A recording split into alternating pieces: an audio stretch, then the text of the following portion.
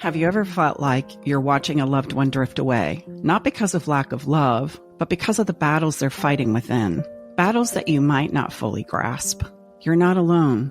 Welcome to Love Shack Live, where we dive deep into the heart of relationships, addressing the challenges, celebrating the joys, and guiding you to a connection that stands the test of time. I'm your host, Stacey Bartley, relationship expert, and by my side are my co-host and lover, Tom, and our daughter, Brooke. We're here to navigate these waters with you, offering our experiences, insights, and understanding. And today we are honored and privileged to be joined by J.K. Emezi, a beacon of resilience and expertise in the world of porn addiction recovery. Together, we'll explore the inner struggles of the addict, the emotions, the challenges, and the path to healing. So if you've ever wondered what's going on in the mind of someone battling addiction, or how to bridge the emotional distance it can create, stay with us. This episode promises clarity, compassion, and of course, a sprinkle of hope.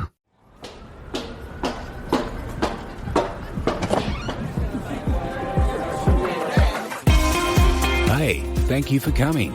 Welcome to the Love Shack. I want to introduce JK to you. He's a porn addiction recovery coach and founder of the #1 porn addiction recovery program, the Porn Reboot System. He personally has struggled with out-of-control pornography addiction for more than 11 years. He was unable to quit using traditional therapy, 12 steps, and other methodologies. He then created a unique system which allowed him to finally control his sexual behavior within a few short weeks. And today, he is here with us to help us understand addiction, as well as to share his message of hope. JK, welcome to Love Shack Live. It's great to have you with us. It is my honor to be here. This has been a long time coming, and I'm very excited. Yeah, it has been, huh? Just to say for our listeners, I don't have a lot of guests on my show, but there was just something incredibly, shall we say, inspiring. There was just a wonderful connection that I had with you right out of the gate. And so this is a fun moment for me too, as I sit and look at your face. It's great to have you here. I wanted to start this episode because I think if somebody's watching porn or caught watching porn, they go, oh my gosh, you have a porn addiction. So I thought it would be helpful to start this conversation today with asking you, where is the line, in your opinion, that is crossed from looking at porn and having a porn addiction, so that we can help our listeners kind of distinguish what is that line? That's a great question. I am not a fan of the term addict. I'm very mindful about how we use that term because it's a very loaded term. With the term addict comes thoughts of day by day, always in recovery, and having boundaries for the rest of your life. And I feel that that is very limiting for a lot of people. So when it comes to pornography, we prefer to use the term compulsive behavior. Now, when we're talking about it to the general public, we'll use the term addiction. But your behavior becomes compulsive when you are engaging in it. It is no longer providing you with the feelings of pleasure that it used to. After engaging in the behavior, you still experience negative emotions. In spite of that, you go back to the behavior, even though you're satiated. So when it comes to arousal, even though you've had your orgasm, even though you're supposed to be done biochemically, you still go back to it. And that's the aspect of it that brings out the addiction symptoms, things like hopelessness, depression, and the struggle. That's a great piece of insight there. It's more of the compulsive behavior, even though you're satiated biologically, that you just go back to it again. What is that in the mind of somebody who's struggling with this compulsive behavior? Because, I believe that to some degree, we all have a little bit of compulsive behavior, right? Whether it's like how the dish soap is, positioned on the kitchen sink, or, the floral arrangement on the center of the table. Or the toilet roll, whether it goes underneath or on the top. We right? all have, and of course that's not what we're talking about today, but just to normalize, like we all have some compulsive behaviors about how things are positioned in our lives. And it doesn't make any sense sometimes. We just feel better when it's happening. And so something that then starts out as pleasure, in this particular case, we're talking about porn, but we could also be talking about alcohol. We could be talking about drugs. We could be talking about literally exercise. Yeah. I live in the exercise capital of the world. And I always say, if you're going to run 100 miles, you're running from something. Like we got to talk. Where do you guys live again? We're in Auburn, California. Okay. They call it the endurance capital They call it the endurance capital of the world. Yes. Ultras are and the Yes, exactly. Yes. Yeah. The most famous ultra finishes at the high school, right? From real. Yeah. Wow. And so it's exactly like you say, right? You go back to it again and again and again, even though your body's breaking down, even though you've already accomplished these certain things. I go back to it again and again and again because I don't know what else to do. And then there's even a level of like breakdown. I guess there's this idea, I'm thinking of myself here, and I could be completely incorrect, but I'm thinking of myself with compulsive things that I do and go, man, I got to slow this down. And then when I feel like I can't get a handle on it, then I start to kind of go into some self-deprecating conversations about, man, girl, you've got to pull it together. What the heck is going on here? And yet I keep going back to my glass of wine, for example, or the obsession of recording. I got to do it right. I got to get it right. Let's go back and do it again. You're right. The 100th time is going to be better. And my husband sitting next to me here, he's a very balanced individual and goes, honey, let it go. Right. Well, it'll get better next time. You know, those kinds of thoughts just to kind of create a stage of normalcy. Am I on the right track? You are. I think this is a great way to introduce listeners to that idea and to compare it. Because if you've not struggled with a behavior like this before, it's easy to view it as the little OCD behaviors that we have. A lot of the OCD behaviors, let's say the podcast, for example, I do the same thing where it's not good enough. Let's do it again. And let's try it again. I got to do that again and again and again. And often that's more perfectionism, and it's hiding or not wanting to expose our inadequacies.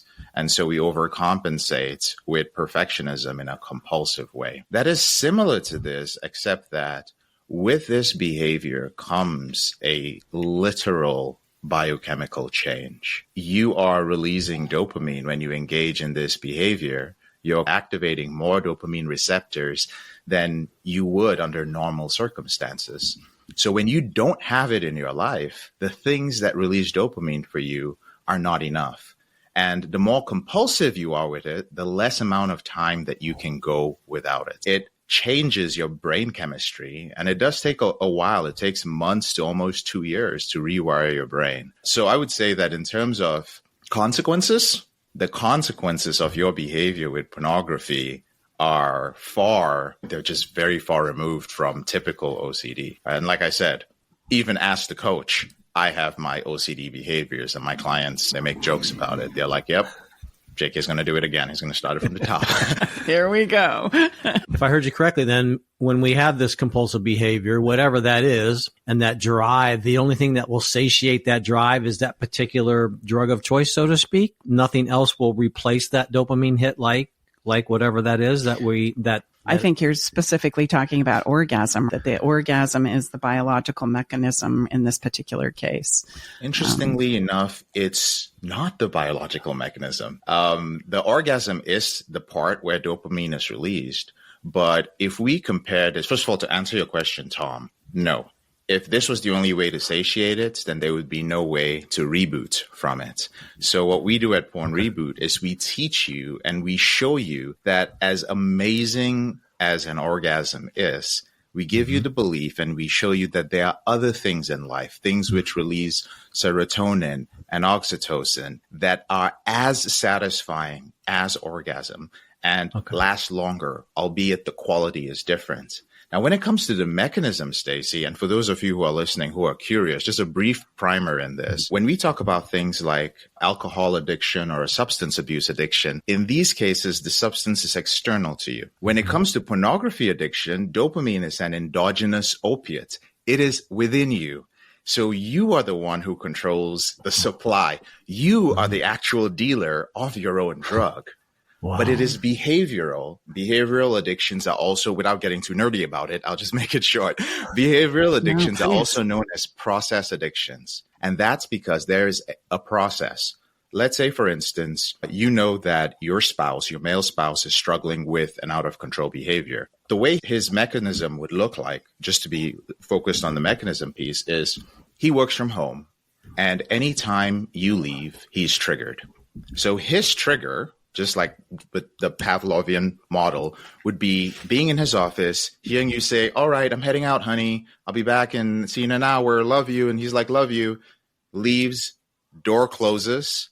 He hears the garage door open, car goes out, garage door closes, mechanism begins. Immediately, he now knows he's alone. There is an immediate increase in adrenaline. There's a short release of testosterone. The adrenaline comes because of the taboo nature, and he's going to be alone. This triggers the release of norepinephrine, which is like a guy walking along with a camcorder. And then the process continues all the way to orgasm.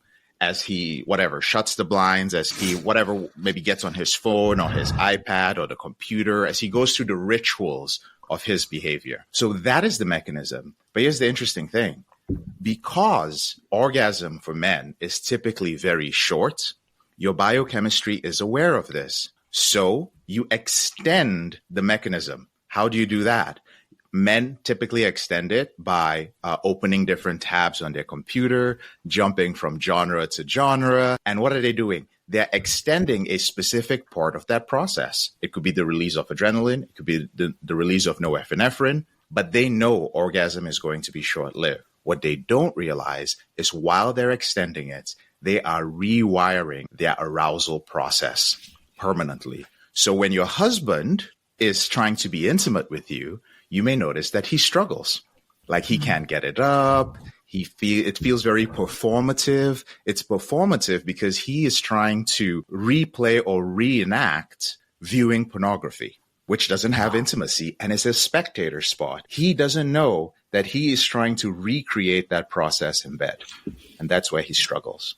So I nerded out a little bit there. No, that was good. That was awesome. Well, and that's so interesting. I do a lot of sexual intimacy work with my couples. We have this conversation a lot. And one of the things that we do is to prime the brain with erotic types of thoughts and images to kind of stoke the desire to engage in intimacy and have sex. Very interesting. So exactly what you're doing, actually, you're doing inside of yourself. So those same things that you would be teaching a couple, for example, that maybe you would share together, stoking those images and those associations with the desire to have sex, because it doesn't just fall from the sky. It's, as you had said, it's triggered. And if I don't trigger my brain to want to be intimate and aroused and explore my eroticism, you'll find, especially as we climb the ladder of age, the desire to have sex goes down.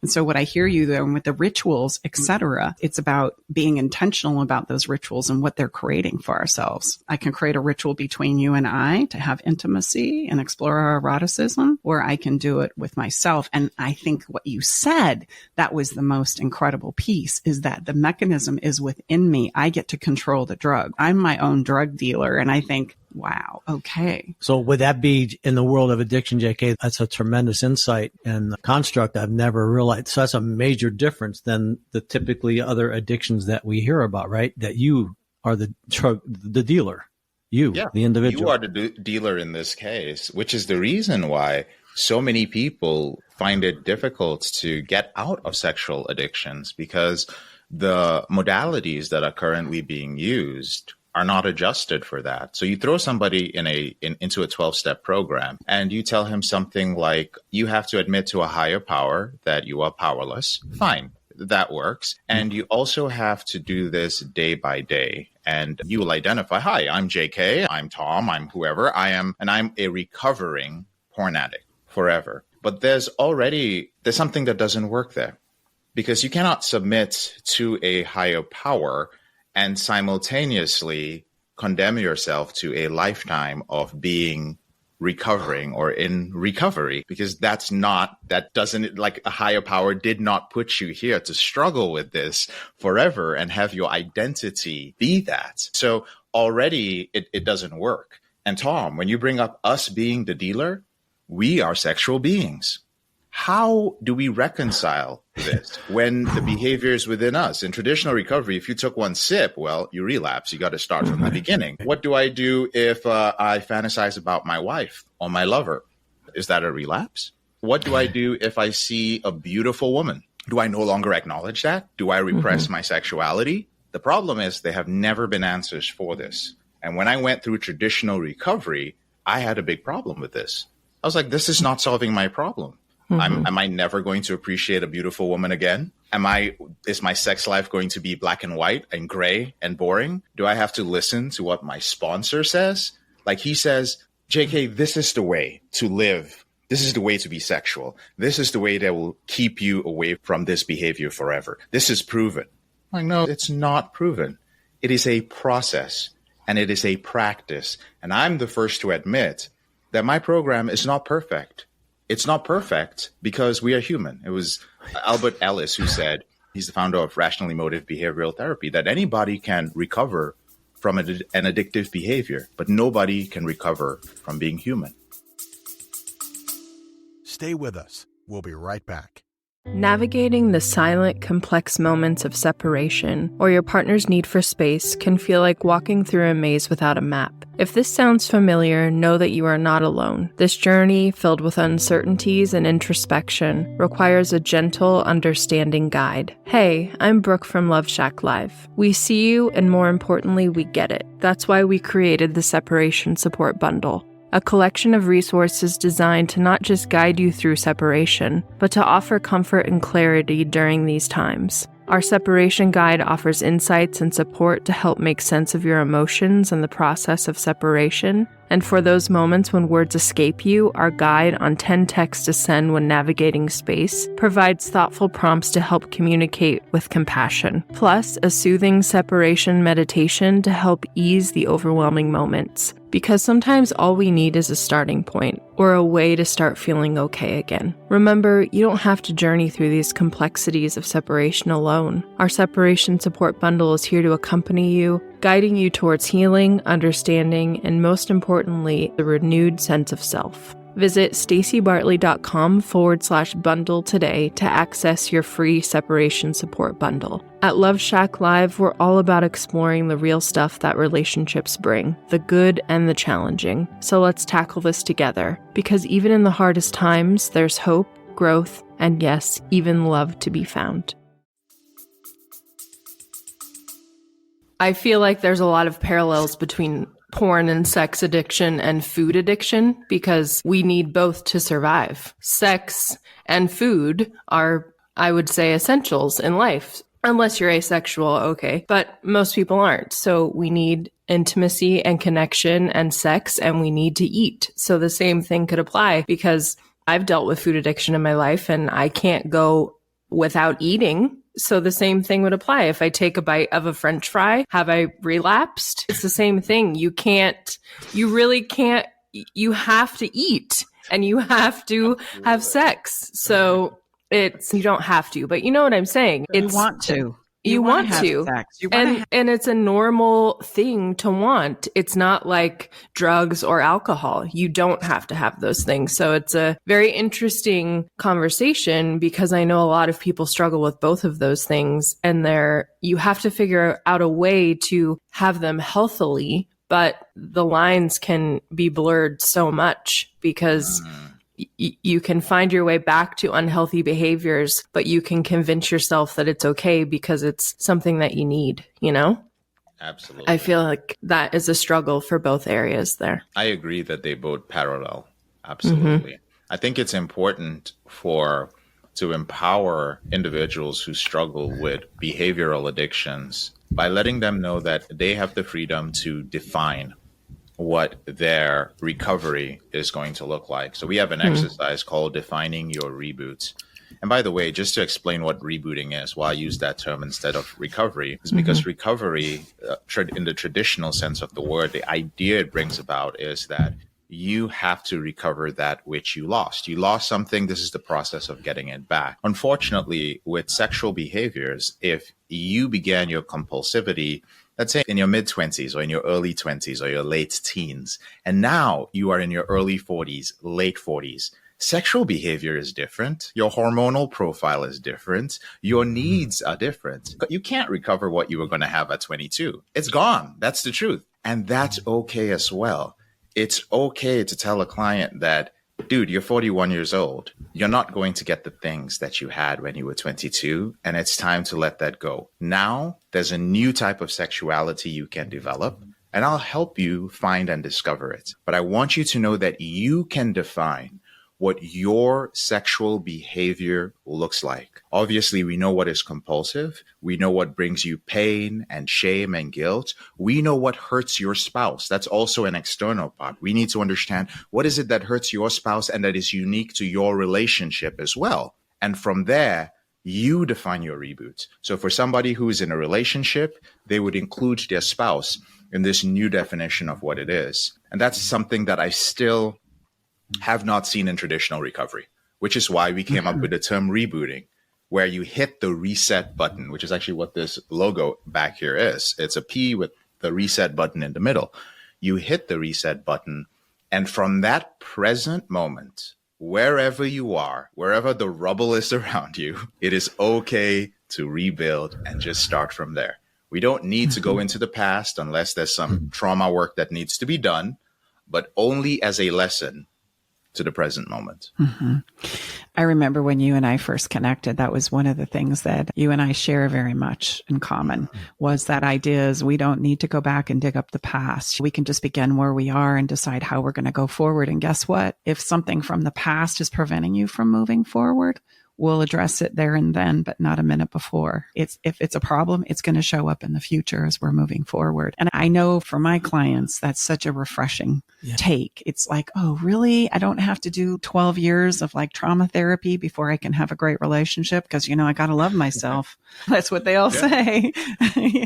No, actually, let's just begin the journey and let's go forward. And I have to believe that for your clients, that's just a huge exhale as well. Like, oh, thank goodness. I don't have to go back to my childhood trauma in order to get a handle on this.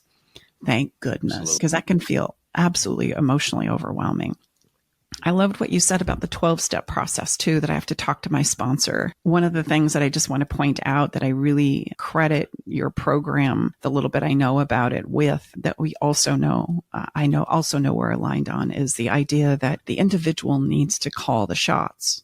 The individual needs to decide what their life is going to look like. And I would say that's true not only sexually, but relationally. A great relationship is great because it works for the two or more people in it. So we've got to accommodate for that. And if it works for me and my partner, then it works. It's a great relationship and you get to make the call on that. And one of the breakdowns that I see in traditional 12-step therapies and those types of things is that my sponsor is making the decisions for me and what the program is and how it has to be laid out. And there's a very strict protocol that has to be charted out, or I've failed without recognizing, no, we want to empower the individual to make those choices for themselves. That's where what I call you do the emotional push-up for yourself, and you develop the strength and capacity within you to rudder and govern your own life, whatever that might be. And your needs and desires might be different than my needs and desires. But that we essentially, if we start calling the shots for somebody, remove that experience from them. They're always then reliant upon someone outside of themselves in order to feel like they're doing a great job at being who they and only they alone know they are. That's kind of the comedy in it, right? Yeah. You've got access. Each of us as an individual have access to intel within that nobody else has access to. So we've got to make the call, because also we're going to be the only ones that live with the consequences of the choices that we make. I love that. I love that. And now it all comes back why we were so aligned, because I think just at the end of the day, when it comes to principles, somehow in whatever our journeys have been, we arrived at the same place. Maybe through our healing journeys, we arrived at the same conclusion. And I think that's a beautiful thing, because it is not often you find people who have, people learn from other people, but there's a tendency to just learn and attach themselves to the person and not seek within.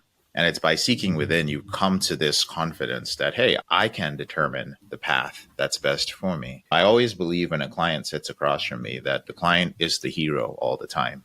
I'm facilitating a journey, but at the end of the day, what we say at Porn Reboot is that you are the best expert at yourself. So anytime we see any sort of behavior that leads towards some form of learned helplessness, we are quick and sometimes harsh in a loving way to tell them, I will not give you the answer to this. I will not tell you that this is going to happen.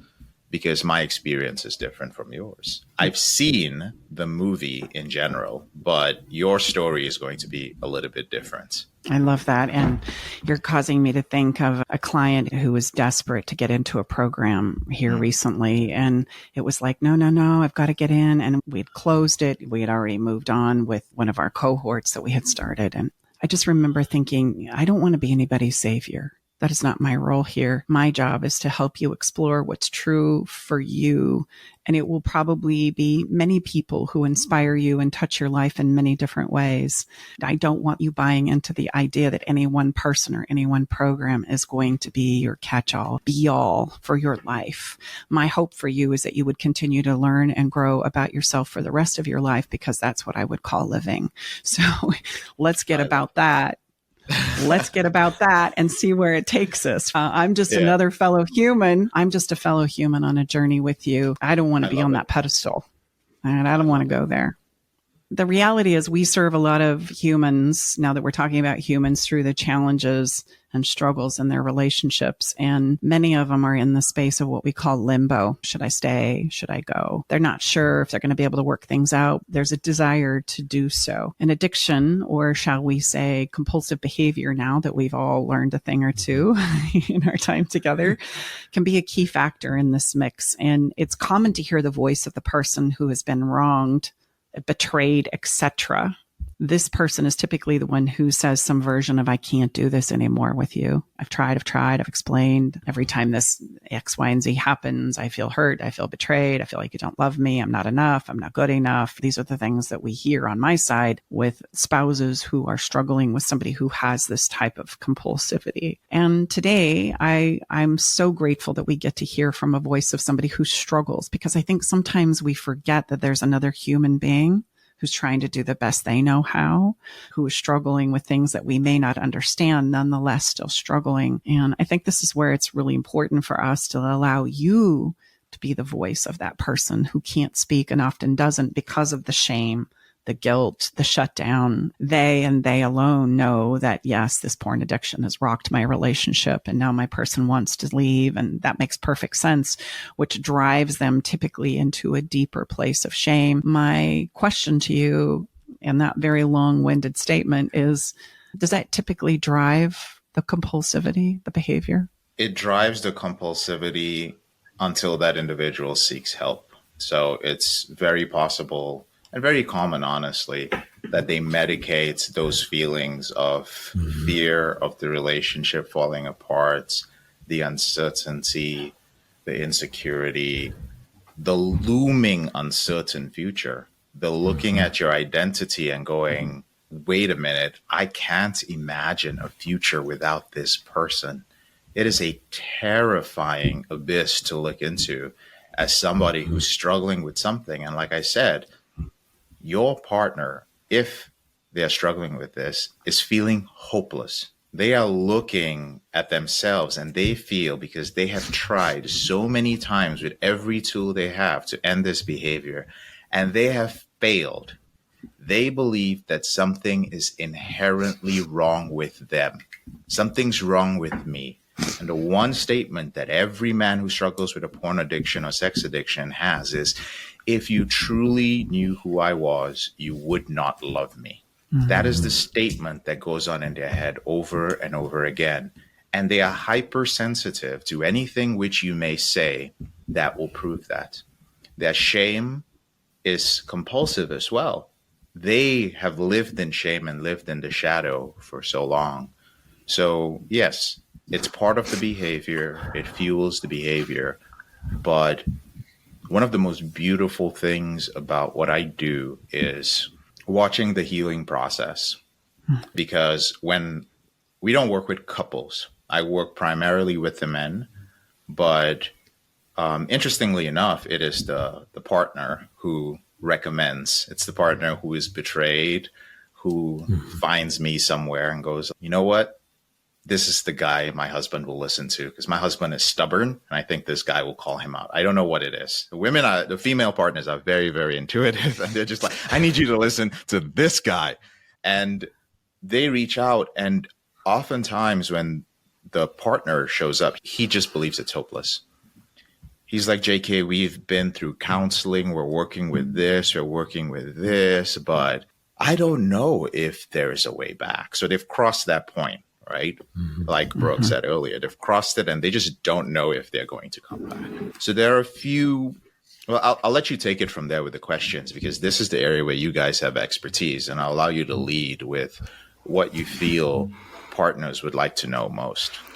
My mom, Stacy, is my stepmom, and my mom is an alcoholic and struggled a lot with that throughout my childhood and my dad's marriage with her. And, you know, a lot of times the way that we are taught as a society to treat addicts, I now believe is wrong. So, you know, we kind of reach our mental threshold and we're like, okay, we can't do it anymore. I have to cut you off. Same thing that happens when a person who's struggling with their partner's addiction asks for space. I would assume it's very similar in that aspect. I've watched the TED Talk, Everything We Know About Addiction is Wrong, and how when we do that to addicts, it just spirals their shame, which I totally understand because, like I said, I've dealt with food addiction and my ex-husband didn't understand it. And we eventually became divorced because he couldn't deal with my body image issues and all of those things. So what is going through the mind of an addict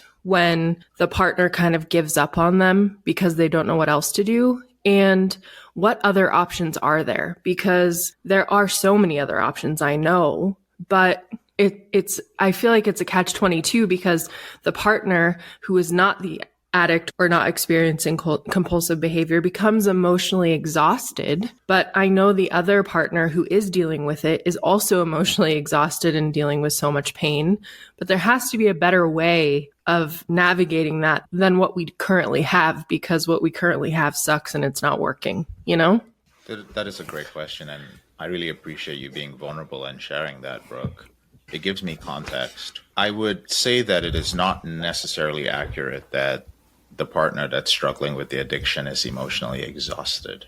The reason why is after working with men struggling with compulsive behavior all these years, one thing they're very good at is compartmentalization.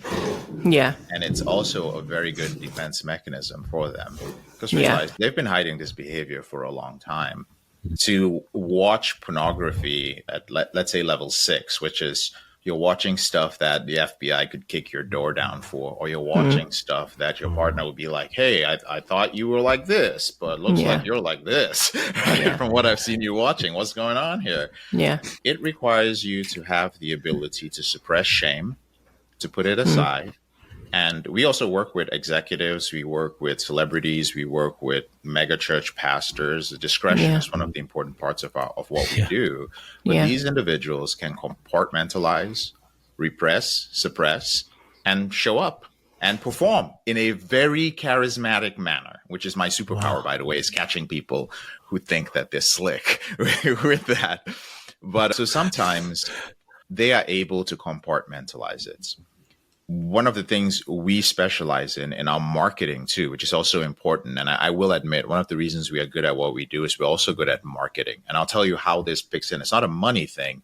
It is understanding data and understanding the cycle of these individuals. And there is a time when they are vulnerable, when their partner has left, they're acting out, they're trying to medicate the pain. And at a certain point, they're going to break down. It will last for a short period of time as they just go like, oh my God, what have I done? My partner's not here. She's gone. My life. We need to catch them at that moment. Yeah. Let's catch them on Google, Facebook, wherever. We catch them at that moment because what they need is connection. That is what they need. They need connection with other people. They need to hear from somebody who understands exactly how they feel. They need to feel that they are in a safe space. They need to know there are other men who have gone through this. But there's one thing I never give them. I never give them the hope that their relationship will come back together because I don't know. And a lot of times, interestingly enough, that's what they want to hear. They don't know they want to hear that. They show up and say, JK, just tell me it's going to be okay. I'm like, dude, I don't know. It's likely that it is not going to be okay. And that is the reality that they needed to face. That's usually what needs to happen for them to go, I need to do something. I need to move somewhere. And if you're sitting in front of me, I'm not letting you take a step back. You're going to have to move forward. Does that make sense? That makes a lot of sense. I think that can give a lot of insight to people who are married to or in a relationship with an addict, especially the part where you said they're not emotionally exhausted, because me not being, I've had addictive behaviors, but I wouldn't consider myself an addict. Me knowing that now, because my mom was probably the same way. She's an expert at compartmentalizing and suppressing shame, because I say this often in our coaching calls. For people who have a lot of shame, too much shame, like more than the average person, it's too painful to have that shame out in the open all the time in your brain. It would be physically and mentally impossible. That's too much burden, too much to carry. So it makes so much sense. And I've never thought about that. I never even thought it was possible for the addict to not be emotionally exhausted. So that's just really interesting and helpful to know that that's the case. Mm-hmm. Just to put one quick disclaimer there. I'm sorry, Stacey, we keep interrupting you. Just because this is a very important conversation, and people's the situation is at stake for the listeners, right? So just a little disclaimer here, is not all addicts are like that, right? On the other end of the spectrum are the men who withdraw into themselves, men who've typically been in a relationship for such a long time, and they've been conditioned to make any man who says, my wife is my everything, my wife and my kids are my everything. Don't get me wrong. There are men who love their wife and their kids, but they do not use that statement. There's no need to say it because it's assumed. They usually have another mission that kind of includes their family or maybe separate. But the men who typically use that statement are the ones whose self-image just falls apart. And they go into some pretty dark places. Many of them are suicidal. Many of them can no longer work with them because, just as you are, Stacey, we cannot work with people who are desperate. So they have to be referred to someone else. So yes, I would say that this may be a generalization, and I apologize if anyone finds it offensive, but what I have noticed and my interpretation is that most of the women who create these boundaries usually have a better support system than the men. Women are more social online. They have more communities. They are more likely to empower each other and support each other. And in terms of emotions, they can deal with marathon emotions over time. The men, they can't, which is one of the reasons there are more male porn addicts. It's not just their biology, it's also their psychology. They cannot deal with long-term trauma because that's not how men evolved. Men were the conquering ones. Women they were the ones who were, when village was pillaged and whatever. So emotionally, women can deal with so much. The men are just, I'm going to kill myself. I can't do it. I can't handle it. It's too painful. So men do suffer too, but I just wanted to also bring up that piece on compartmentalization. Yeah. Well, and I would say that makes sense because when you realize as a human being and the intelligence that we have within us, we're going to do everything we can to survive. That's what we're programmed for. So if I've got to compartmentalize, and you see it in all kinds of psychological behaviors, how we adapt so that we can just get through the right now. We'll worry about the results later, but we got to get through the right now. And it's amazing what we can do. And so you're very much talking about a survival mode that we all have emotionally. And we're either going to be out there, charismatic, kind of like, hey, look, I'm doing good things over here, but don't pay attention to what's going on behind the scenes. And then we have the other side of surviving, which is that going within. And then I hang my sense of well-being on the coattails of someone else who continues to drive my life forward as I just collapse in that state. And when that's gone and nobody's driving my life for me, I don't know what to do with myself. And so we plunge into that depression, et cetera, the really dark places there. You can start to see how these things dovetail in on themselves. A couple of questions that have come up with me or for me in your share is you had mentioned earlier that people who are struggling with compulsive behavior typically have tried many things. And I'm curious, what are those many things? Because it's going to probably not be obvious to the person who's watching. The person who's watching is just stop watching porn. We'll be fine. This relationship would be great if you'll just do that one simple thing, which in my mind is like, please come on, after all I've put up with. I just want to address that person who's going, yeah, why can't they just stop watching porn? What have they tried? What is it that they have tried in order to stop this, abatement of watching porn? The first thing they've tried is willpower. And a lot of us put a lot more importance on our willpower than we actually should. Willpower is finite. Yes, there are many examples in our life. We have very successful individuals who show up, and I'm like, dude, just because you have this entrepreneurial ability and you can work 14 hours and you're obsessed with your work doesn't mean that same skill set, that internal quality translates to your sexual behavior. It doesn't. And this is a big thing. Because the belief that a partner often has is, this is my own behavior. This is not something external. This is me. I should be able to control my sexual behavior. And my sexual behavior is private. My fantasies are private.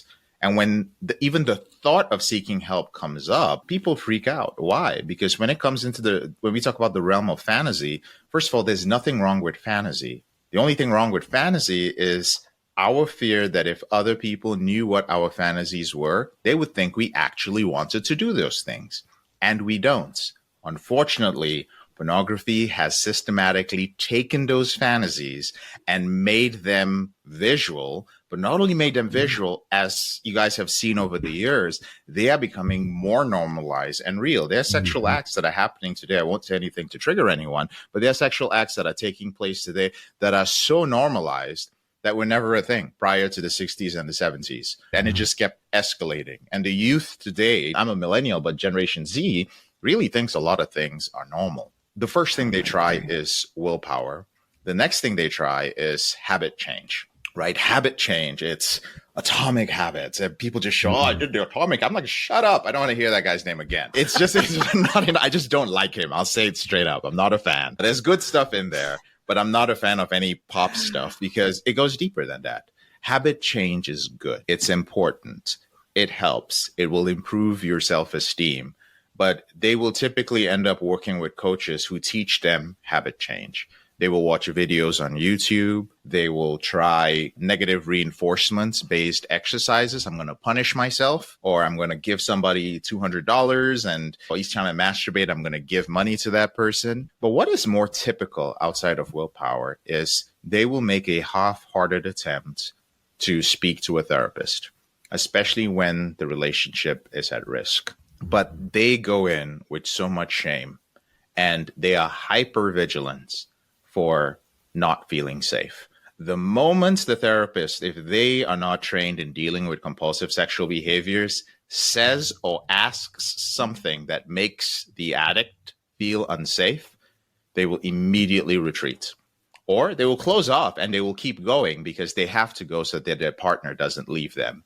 But nothing will change. So there's a certain level of expertise that's required in simply the skill set of making someone feel safe while holding the line and the boundary and still pushing them and encouraging them forward is not something many therapists have. And I think when it comes to the things they've tried, a lot of therapists, I think most therapists legally cannot talk about their own experiences.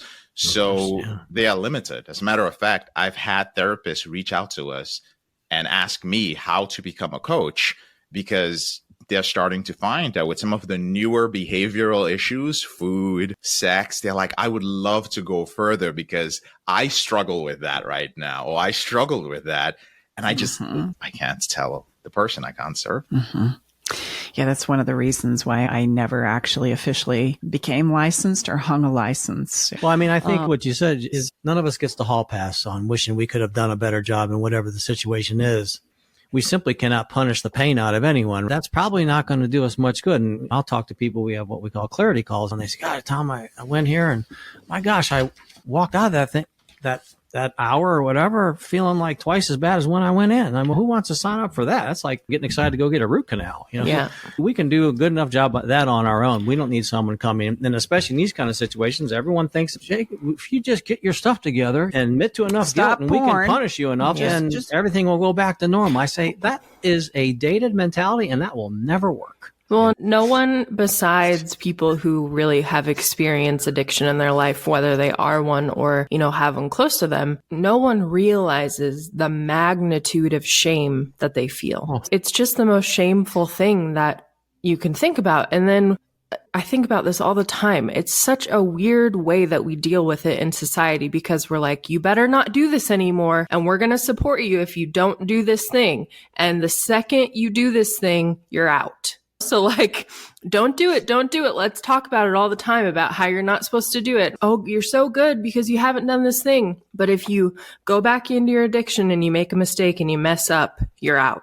It's just someone living in the absolute fear. And then if they do make a mistake and they mess up and they do it again, why would they ever want to be honest and say that they've relapsed? It's because we make it impossible for them to be honest because they know that they're going to get berated or kicked out or, divorced or all of these things. I just don't So I guess my question, JK, is if a partner is listening and feels that their partner is addicted to pornography or exhibiting compulsive behavior, how could they approach that conversation without doing what I just said? I love everything you said about the shame piece and being an addict, knowing you shouldn't do it, sitting down with your partner that you love and you care for, admitting it and saying, I'm going to do my best.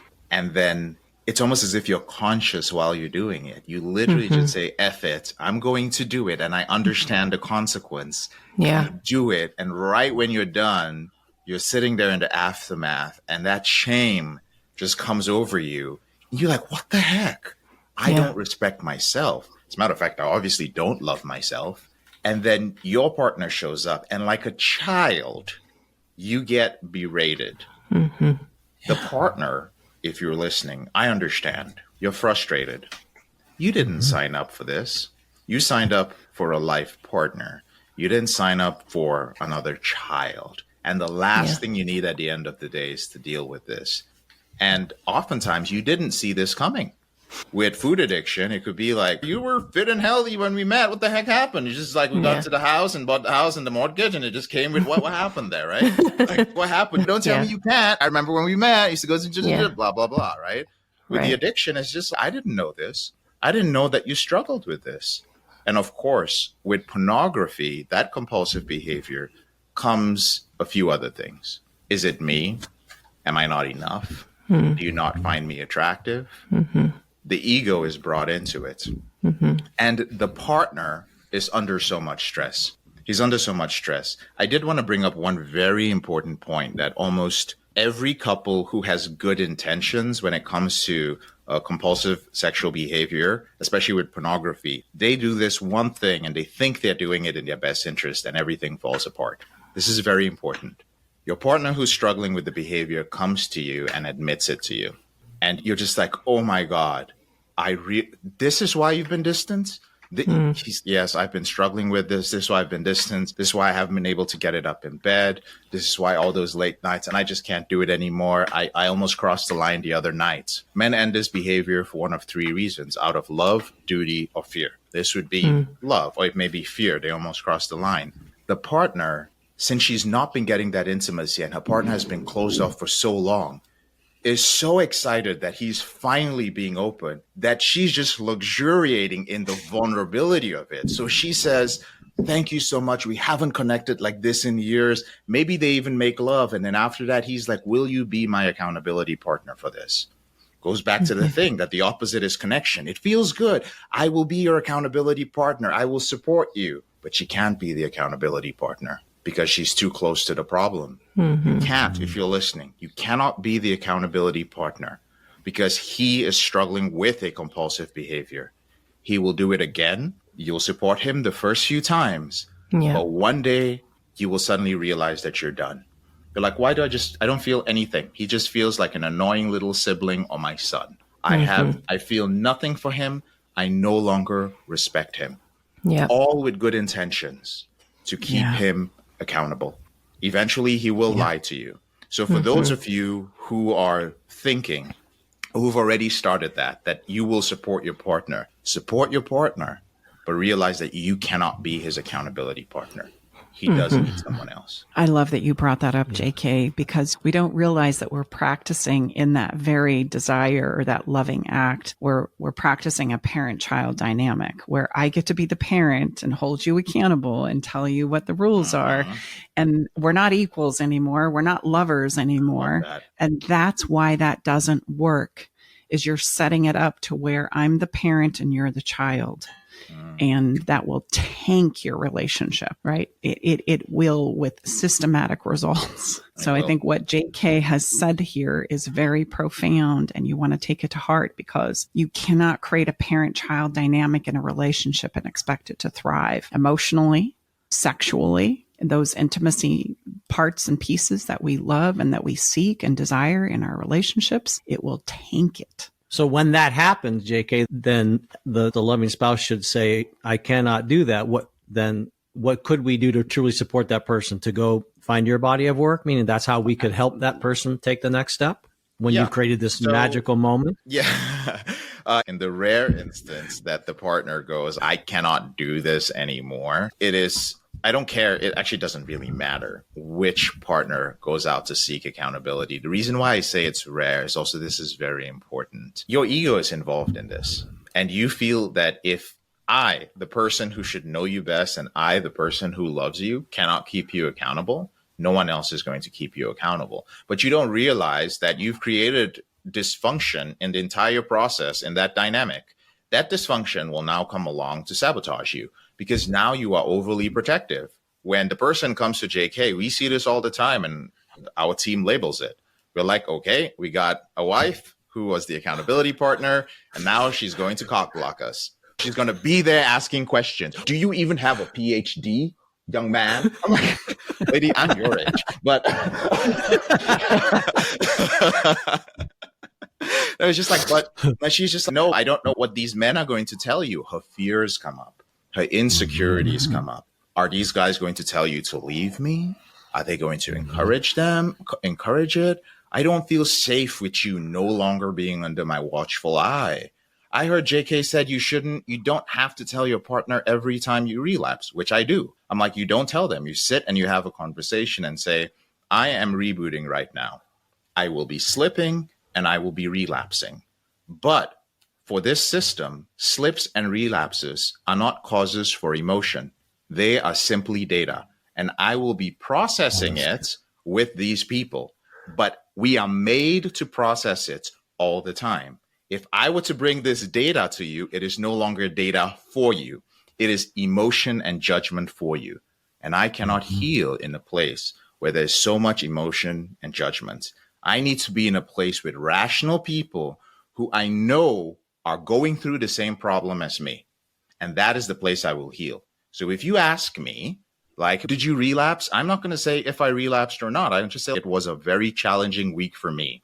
And I teach men just a little something for those of you who are listening, who are wondering a little bit about the system. It's called AVR. When your betrayed spouse freaks out, right? Because she is dealing with a form of post-traumatic stress. For the partner struggling with the behavior, when you wonder, why is it that her reaction is so outsized? Why is she so angry and so upset? Understand, it's not you. It is her accumulated trauma. It is every guy who lied to her. It is all of that is coming up. That's why it feels so heavy. That's the first piece you need to understand. The second piece is she may be dealing with some form of traumatic stress.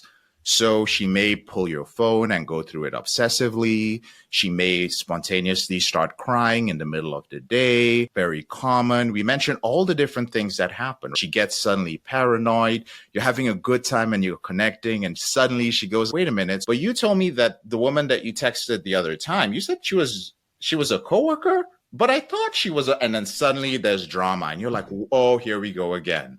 AVR. Acknowledge, validate, reassure.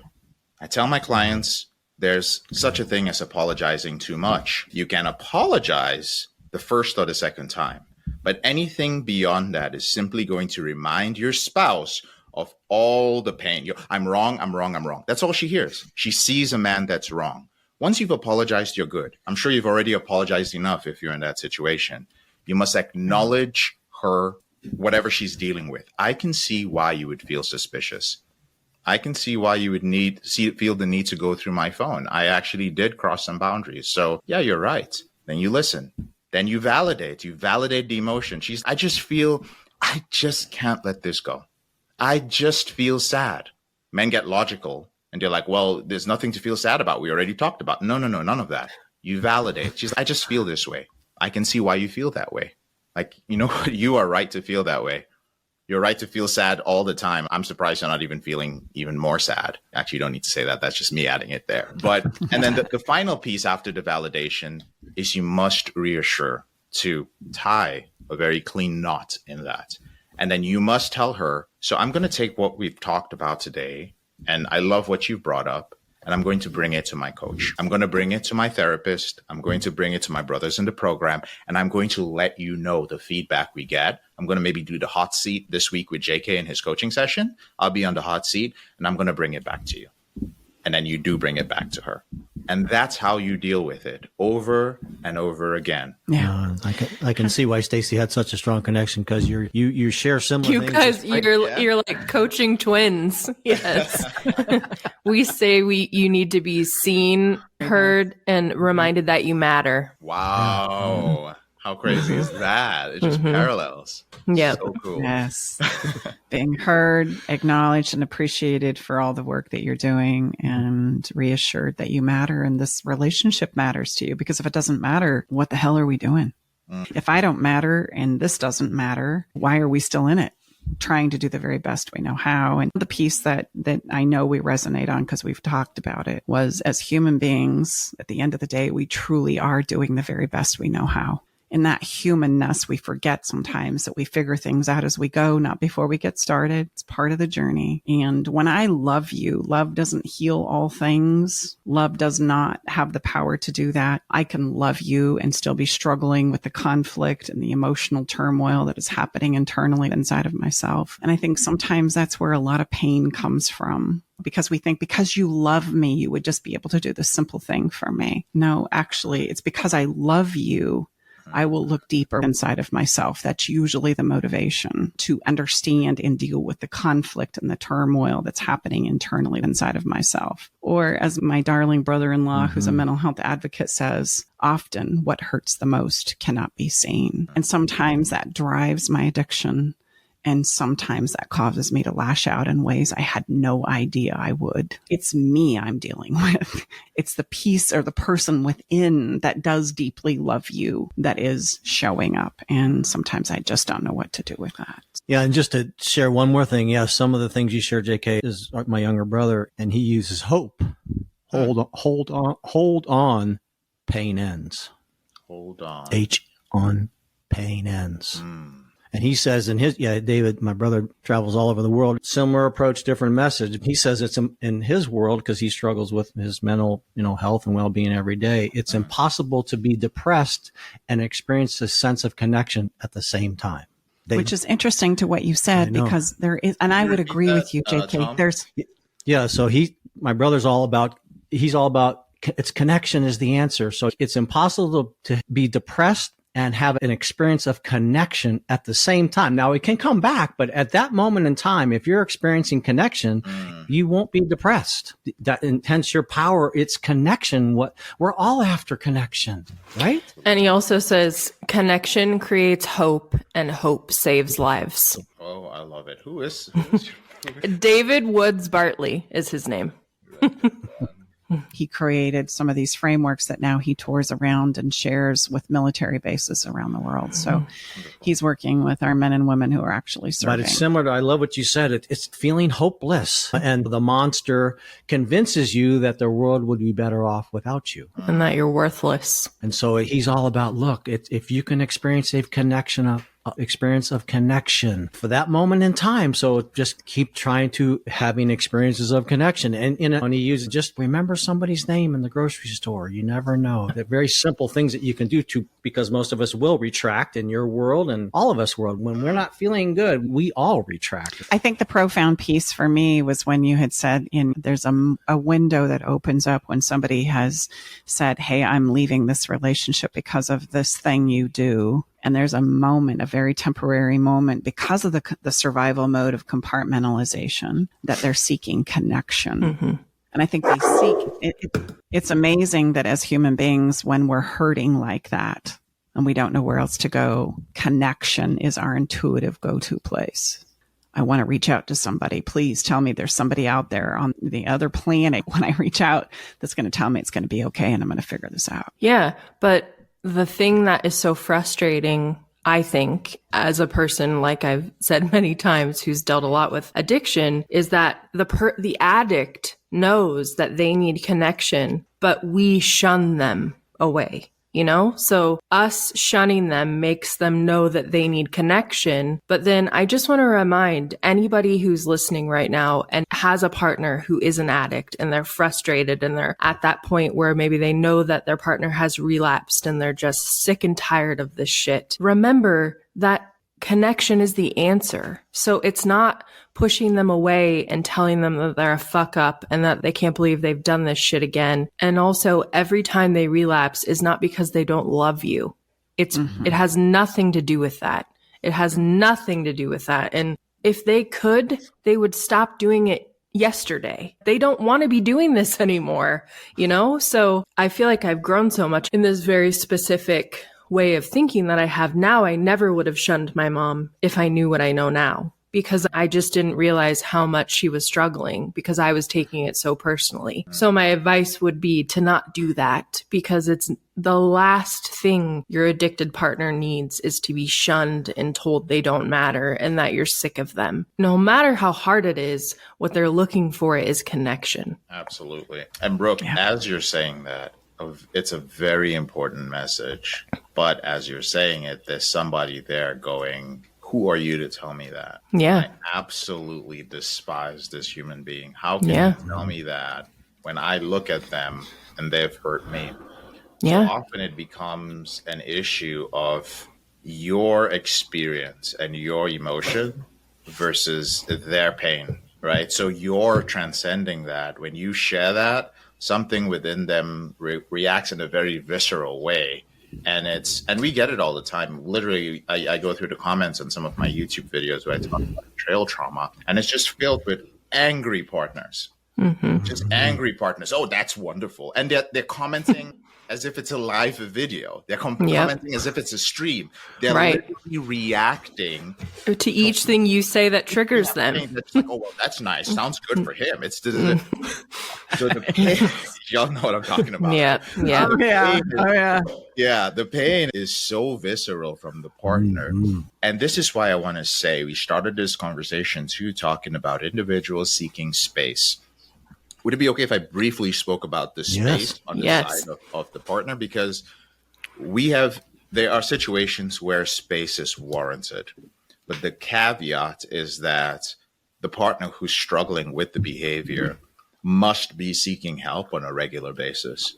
So we've had many instances where the partner struggling with their behavior will reach out to us and say, she said she can't be around me anymore and I need to leave the house. But I feel if I leave the house, that's it. That's the first step.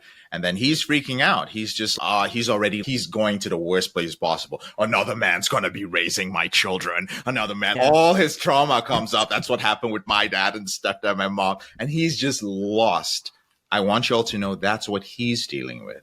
He's dealing with the worst case scenario. He's dealing with a loss of his identity and his masculinity. He needs a safe landing place. We tell him it's okay if that needs to happen. Here's the accountability that needs to happen. Do you have some place to go? And I want to say that's okay too. We have had many instances where one partner moved out. There was communication. There has to be some form of communication. You cannot completely cut it off. There has to be regular, preferably scheduled communication. Even if you hate it, you'll just need to connect at some point in a way that is bearable to both of you. Usually the couples counselor or counselor, I would assume y'all would also suggest something like that. But that space is often what that individual needs. Why? Because for the first time in a long time, he's away from that environment. He's no longer sitting in his office in his home office or knowing that she's somewhere in the home while he's acting out. He needs to sit with himself and actually face it in a different home. He's back with mom or dad.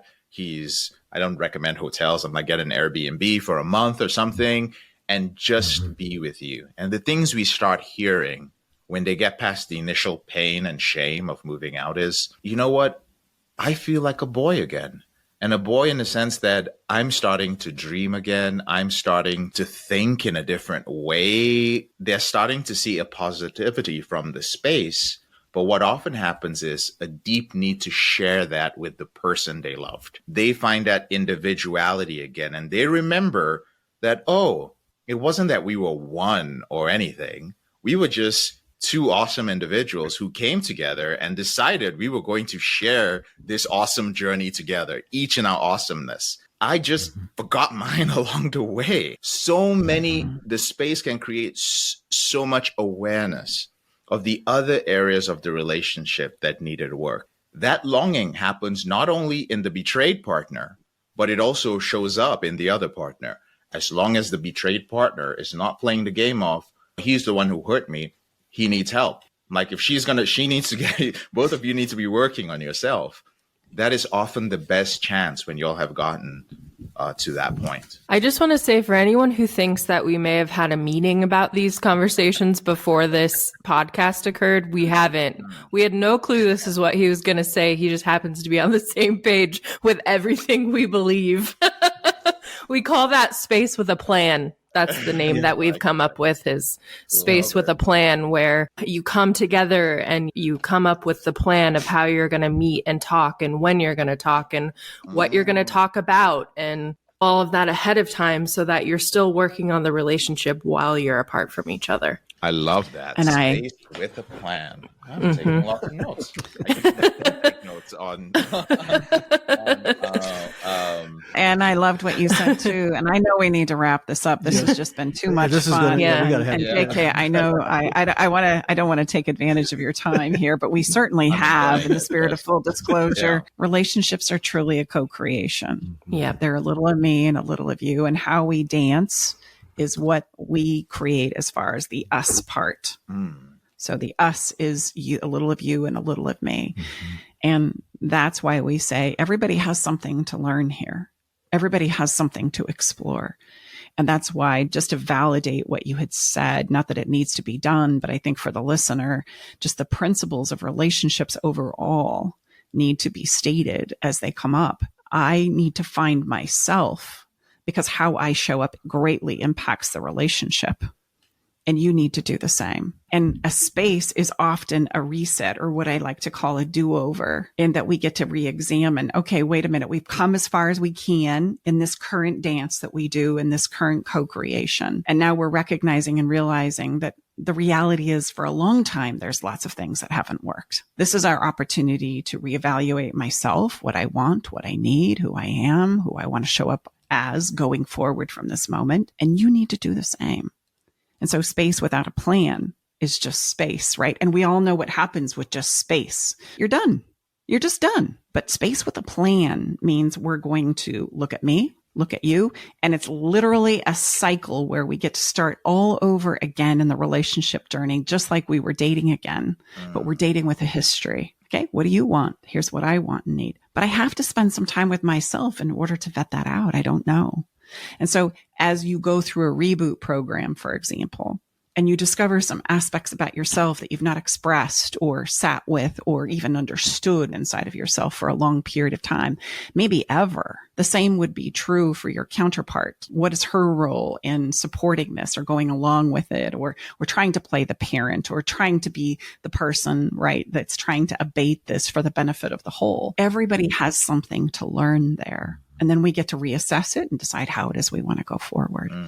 And that's the opportunity with space. We want to take that opportunity, and we want to understand the opportunity for what it is. And in this place, this is where we can say, listen, if it's truly true for you that space is something you need to do in your heart, not because you're trying to make somebody pay, not because you're trying to play the game of I'm big and you're small, but genuinely you feel like that would be something that would serve you at the highest level, then you can guarantee it's going to serve the other person as well.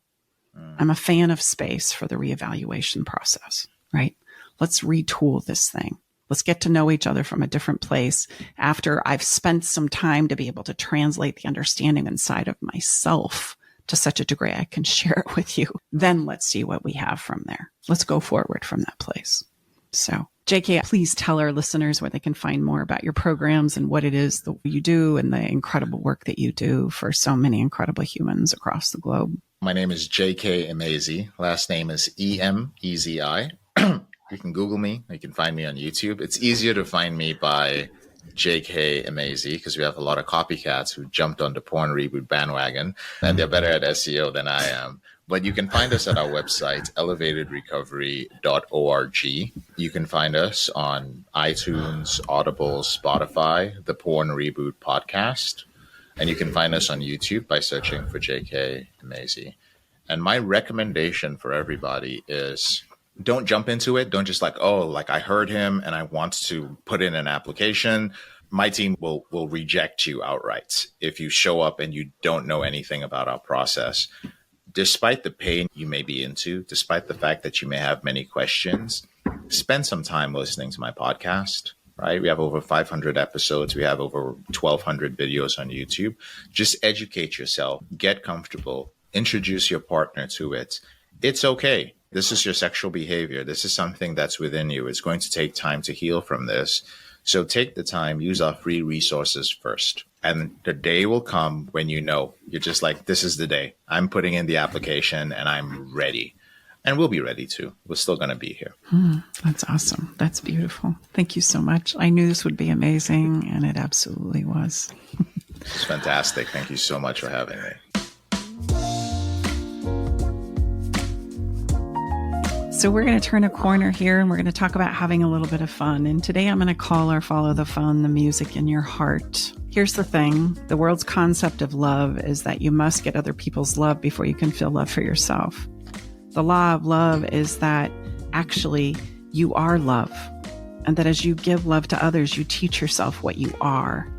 Essentially, you are the gift that you are looking for.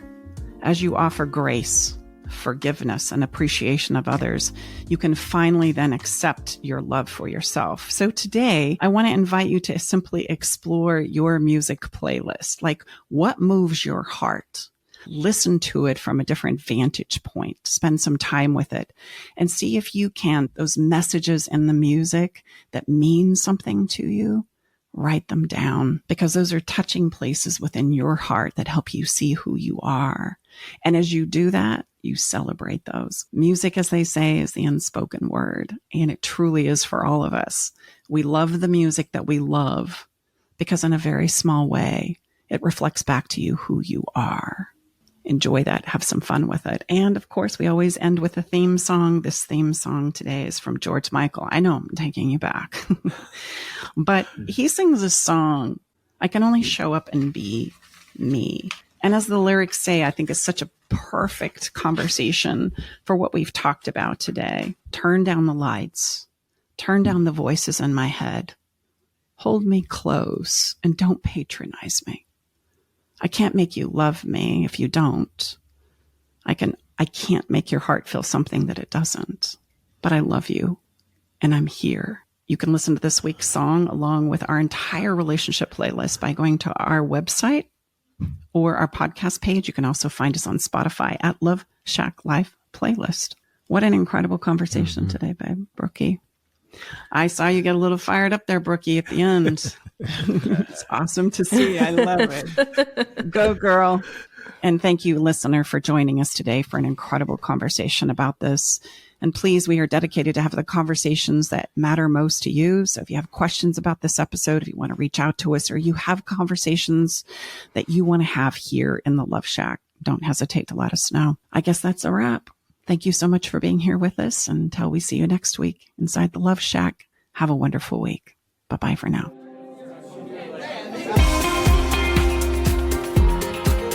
All right, it's time to leave the Love Shack. But before we part ways, we want you to know our door is always open and we'll leave the porch light on, ready to welcome you back whenever you need a dose of relationship wisdom. For more resources and tools, visit us at loveshacklive.com to dive deeper into the topics we've explored and find additional support for your relationship journey. Stay connected by subscribing to our podcast. Thank you for being part of our Love Shack Live community.